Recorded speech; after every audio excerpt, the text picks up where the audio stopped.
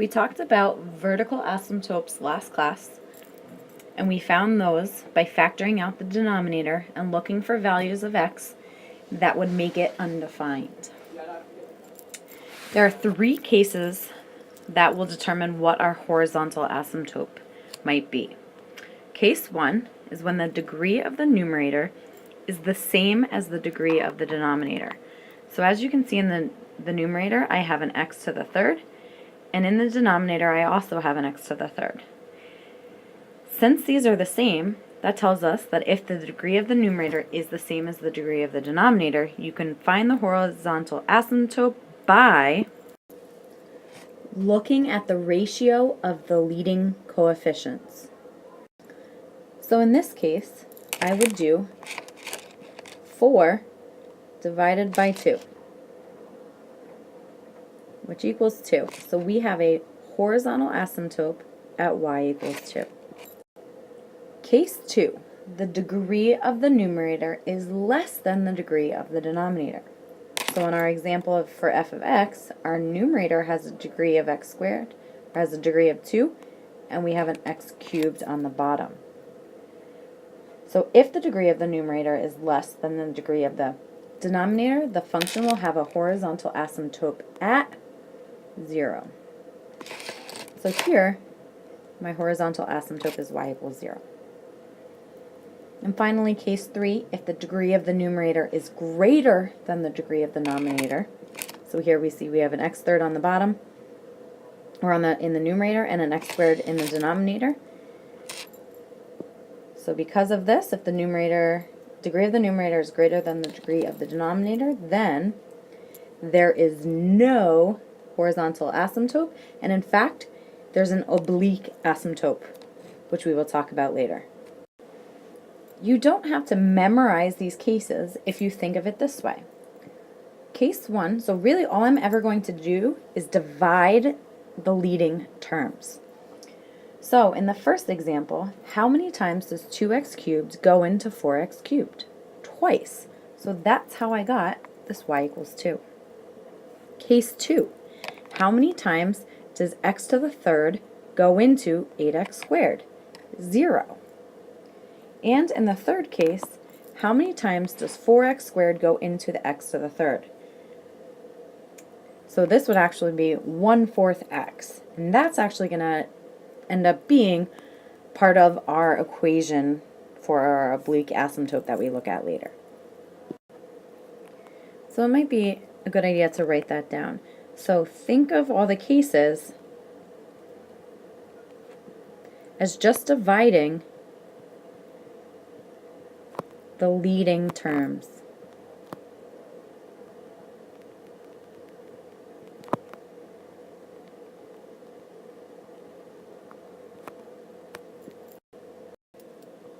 So let's try some examples that will include both horizontal and vertical asymptotes.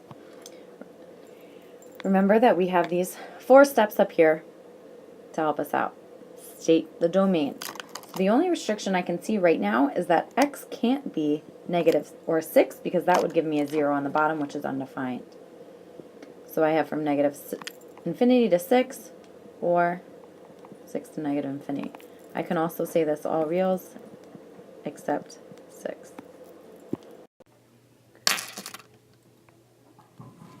I also have a vertical asymptote at x equals 6.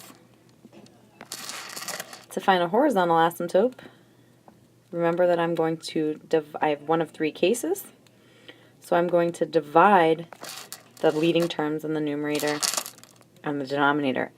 1 divided by 1 is 1, so I have a horizontal asymptote at y equals 1.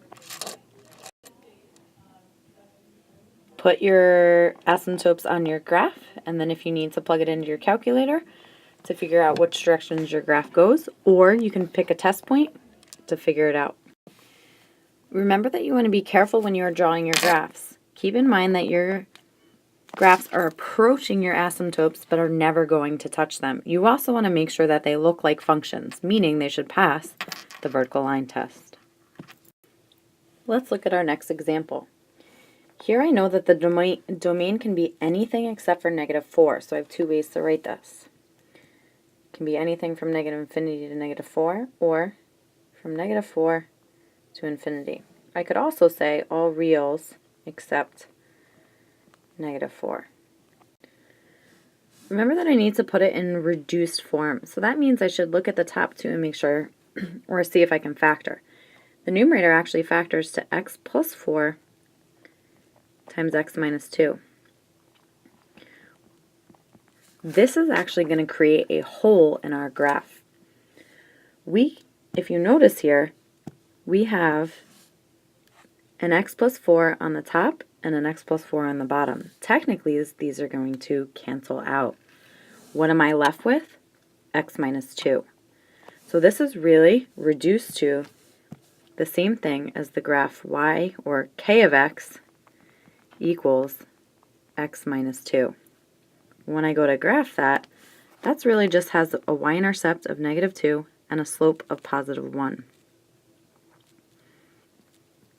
So I'm just going to have a line.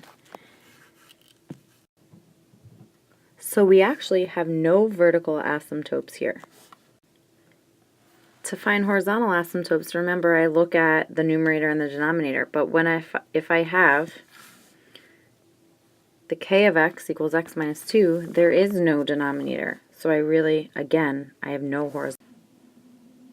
The last piece is identifying where we have a hole in our graph. So remember that our x plus 4 canceled out in the numerator and the denominator. That value, so when x is negative 4, where is my line? What is the y-coordinate of that point? What I do is I'm going to take that negative 4 and I'm going to plug it into what's left in my function when I cancel out the common factor. So I'm really going to plug that negative 4 in up here. So I'm going to evaluate k at negative 4 minus 2, which is negative 6. So I have a hole at negative 4, negative 6. So that part of my graph does not exist. Example 3. So I have h of x equals 2 over x squared minus 2x. First thing, let's factor if possible. So I can reduce, I have an x minus 2. That lets me see that I know that my domain is all reals except x can't be 0 or 2. So I would write that in interval notation as negative infinity to 0,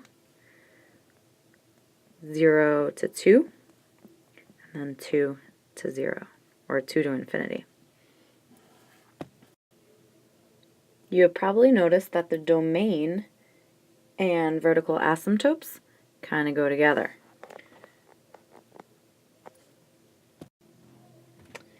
So I have a vertical asymptote. I'm actually going to have 2 at x equaling 0 and x equaling 2. Horizontal asymptote, remember I'm going to take the leading terms in my numerator and denominator. How many times does x squared go into 2? The answer is it doesn't. So horizontal asymptotes at y equals 0. Now we're ready to sketch our graph. And keep in mind here that there were no holes because I had no factors in the numerator or denominator that canceled out.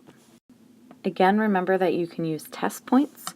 So I could plug in negative 6 to figure out when x is negative 6, where's my output? And I would notice that I would have a positive output, so I would be in this region. I could plug in negative 1 to my function and realize that I would have a negative output, so I know I have to be in this region. And if I plugged in 5 for x in the original function, I would again get a positive, so I know that my function has to be in that area. And remember, at this point we are just sketching the graph, so we don't have to be super particular about our points, but we do want to make sure that it is a function, so it's passing the vertical line test, so be careful about how accurate you draw draw your lines.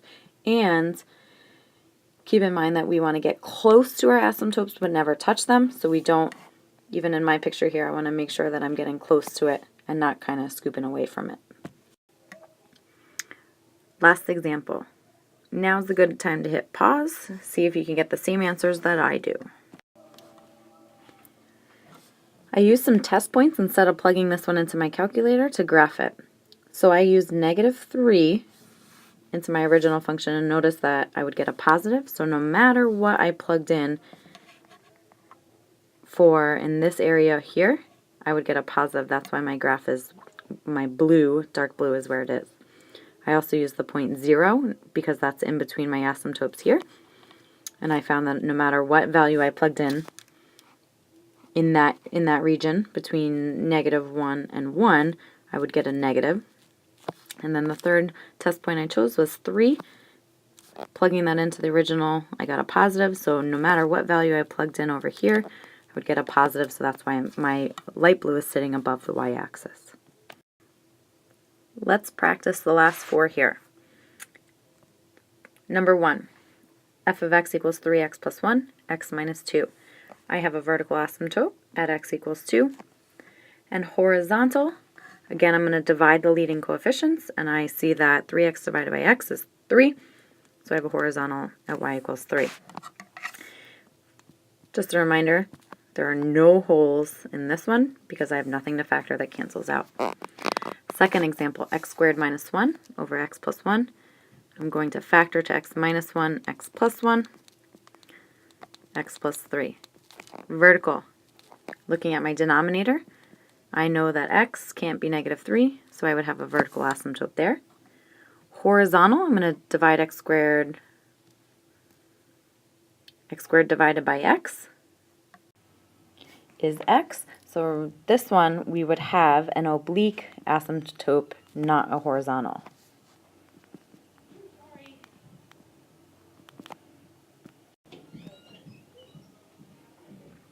Example number 3, we see f of x equals -3x cubed over x squared minus 4x plus 3. I'm going to factor the denominator, and we get x minus 3 and x minus 1. So really I know that x can't be 3 or 1, so I have vertical asymptotes at these values.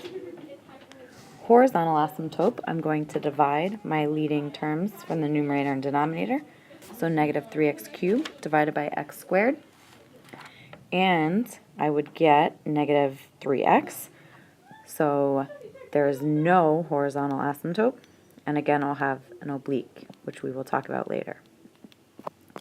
Fourth example, f of x equals x cubed minus 9x over 2x squared minus 10x minus 12.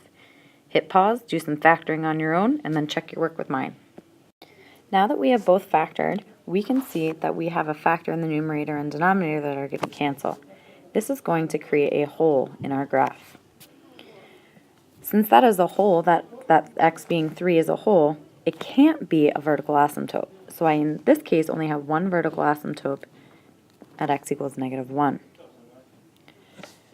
To find horizontal asymptotes, x cubed divided by 2x squared, I would get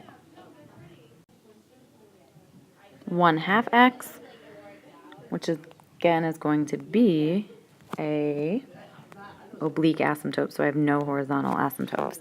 Now remember, we got to figure out the y-coordinate of the hole. So in order to do that, I'm going to take this 3, and I'm going to plug it into everything that's left to find the y-coordinate. So it would be 3 times 6 over 3 times 4, 6 over 4, so reduces to 3/2. So I would have a hole in my graph at 3, 3/2.